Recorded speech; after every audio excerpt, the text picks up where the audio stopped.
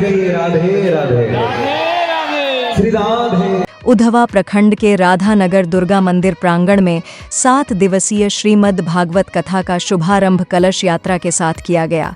वह मंदिर परिसर से बैंड बाजों के साथ भव्य कलश यात्रा निकाली गई। कलश यात्रा पूरे गांव का भ्रमण कर कार्यक्रम स्थल पर पहुंची।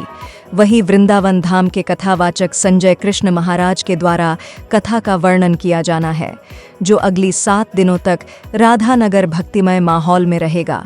साथ ही भागवत कथा समिति के द्वारा श्रोता के बैठने के लिए प्राप्त व्यवस्था किया है। कमेटी के लोगों ने भागवत प्रेमी से अनुरोध किया है कि विधि व्यवस्था में सहयोग करें। किसी तरह की परेशानी होने पर कमेटी के लोगों को सूचित करें। इस कार्यक्रम के अन्य खबरों को भी आपको दिखाएंगे। आप हमारे साथ बने रहे। आप सभी भक्तों को हृदय से जय श्री राधे। बड़े ही हर्ष और उल्लास की बात है कि इस पावन गंगा नदी के तट पर जो राधा नगरी है, विगत 3 वर्षों से श्रीमद् भागवत कथा का साप्ताहिक वाचन किया जा रहा है। आज बड़े ही हर्ष और उल्लास के साथ यहाँ के हजारों श्रद्धालुओं ने कलश यात्रा में माताओं बहनों ने सहयोग किया और इस कलश यात्रा को संपन्न बनाया। विगत 7 दिन पर्यंत आज दिनांक 20 तारीख से 26 तारीख तक इस अक्टूबर माह में पावन कार्तिक माह में श्रीमद् भागवत कथा का साप्ताहिक वाचन है, जिस कथा का समय है सायंकालीन बेला 6 बजे से 10 बजे तक।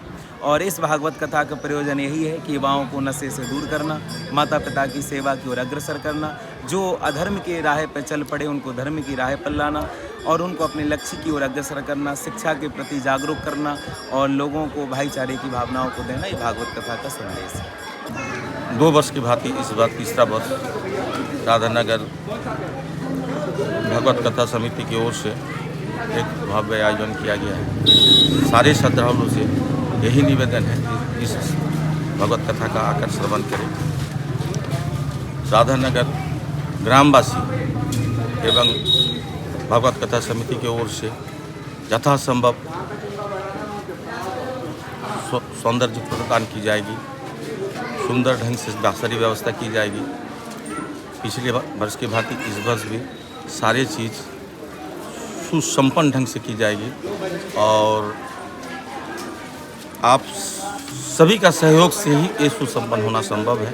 ध्यान में रखते हुए हम लोग समिति के द्वारा किसी भी प्रकार का इस तरह का कोई काम नहीं की जाएगी जिस प्रकार से प्रशासन को या सामने कोई भी पदाधिकारी को हमारे द्वारा किसी प्रकार का प्रॉब्लम, क्योंकि उनका सहयोग मुझे है, मेरा भी दायित्व बनता है, मेरा समिति का भी दायित्व बनता है कि उनका पूर्ण सहयोग करें ताकि आगे उनको भी दिक्कत नहीं हो। उनको दिक्कत होगी तो हमको होगी।